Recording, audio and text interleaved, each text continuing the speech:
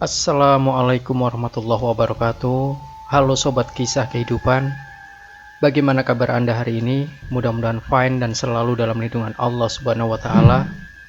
Senang sekali kami bisa kembali hadir menjumpai Anda, dan untuk kesempatan kali ini kami akan berbagi satu kisah nyata horor yang berjudul Saya Tidak Tega Anak Jadi Tumbal.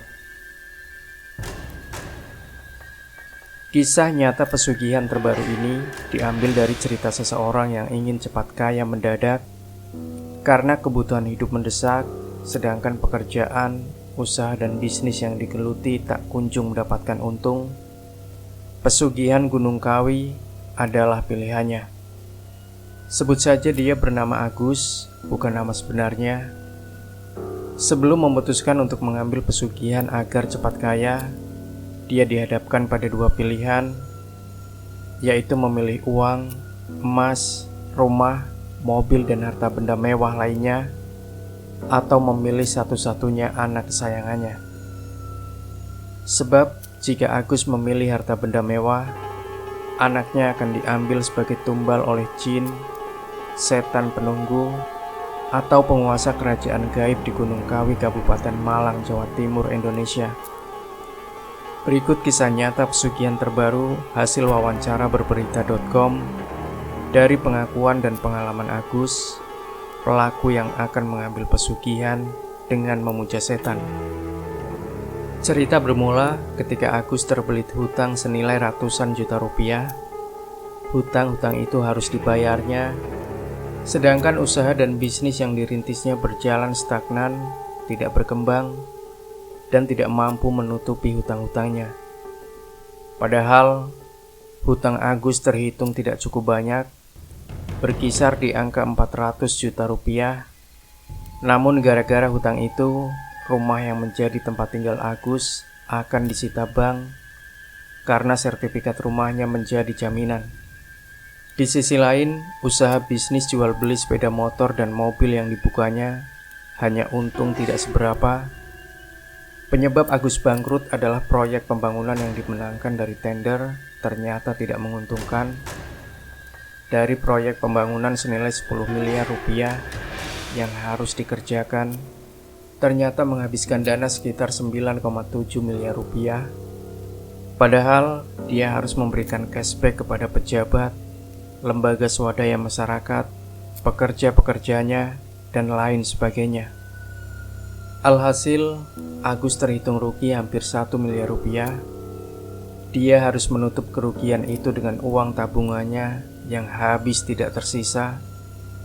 Setelah dihitung-hitung, dia masih minus hutang di bank senilai 400 juta rupiah. Karena tidak sanggup melunasi atau mencicil hutang di bank, rumah Agus akhirnya disita bank dan akan dilelang. Betapa malunya Agus. Dia adalah pengusaha muda yang sukses dan dikenal kaya oleh tetangganya. Status sosial sebagai orang kaya dengan rumah yang bagus menjadi alasan bagi Agus untuk mempertahankan status sosialnya itu. Setelah stres dan tidak bisa usaha lagi, Agus mulai berpikir untuk mengambil pesugihan di Gunung Kawi. Tempat itu sudah terkenal seantero negeri, dipercaya bisa mendatangkan uang, emas, dan harta benda lainnya. Sebab image Agus di masyarakat akan rusak ketika yang semula orang kaya harus bangkrut dan rumahnya disita bank. Benar-benar memalukan, stres, frustasi, dan bayang-bayang menjadi orang miskin benar-benar menggelayut pikiran Agus. Tekad Agus sudah bulat. Dia konsultasi dengan sejumlah teman, dan ada yang tahu lokasi mencari pesugihan yang manjur dan cespleng. Kerajaan gaib Gunung Kawi adalah tempatnya. Agus membawa mobilnya bersama teman untuk datang ke lokasi pesugihan terkenal di Kabupaten Malang, Jawa Timur itu. Malam-malam ia sampai ke tempat tujuan. Agus dan temannya bertemu dengan juru kunci Pelawangan atau dukun yang biasa mengarahkan orang-orang yang akan mengambil pesugihan. Apakah tekadmu sudah bulat, Mas? Kalau sudah bulat, pulanglah ke rumahmu. Jupuk katoke anakmu, gawa mrene. ambil celana pendek anakmu dan bawa ke sini. Tapi kamu harus bermalam di sini dulu untuk mendapatkan wangsit dan petunjuk, ujar juru kunci yang menjadi pelawangan pesugihan Gunung Kawi, sebagaimana ditirukan Agus kepada berberita.com saat wawancara santai. Pikiran Agus kembali berpikir, berarti anak saya yang akan jadi tumbal. Tapi bagaimana lagi, saya ingin melunasi hutang-hutang dan ingin kembali kaya. Uang, emas, mobil, dan rumah jangan sampai habis untuk melunasi hutang. Rumah juga jangan sampai disita bank, ucapnya dalam hati. Malam itu Agus pun bermalam dan tidur di sebuah tempat yang menjadi lokasi ritual pemujaan untuk pesugihan. Agus pun terbangun dan menyaksikan sebuah pemandangan yang tidak biasa. Agus ternyata berada di dalam alam pesugihan. Jiwanya mengembara, berpetualang, dan melihat suatu pemandangan gaib yang mengejutkan. Dari kejauhan ada sebuah sumur gaib. Ada suara anak-anak yang meminta tolong dan menyebut ayah, ayah, ayah berkali-kali. Penasaran, Agus berjalan mendekati sumur. Jiwanya masih mengembara ke alam pesugihan Gunung Kawi. Hati Agus masih ragu dan takut untuk mendekati sumur itu. Tapi Agus sangat penasaran karena suara anak itu seolah-olah memanggil-manggilnya.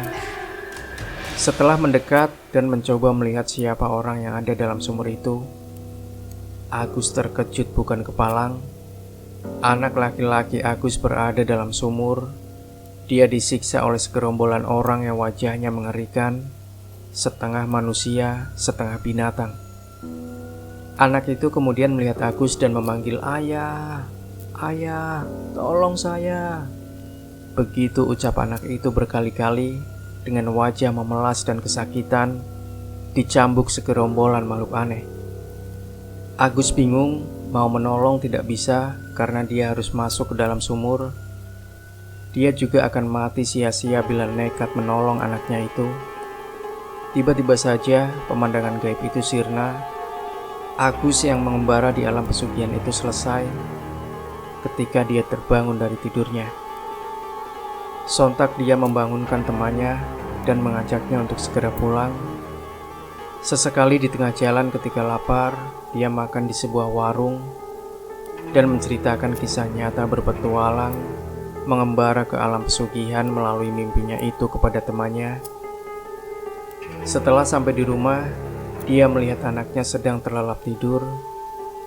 Dia menyambangi anaknya, mengelus rambutnya. "Maafkan aku, Nak."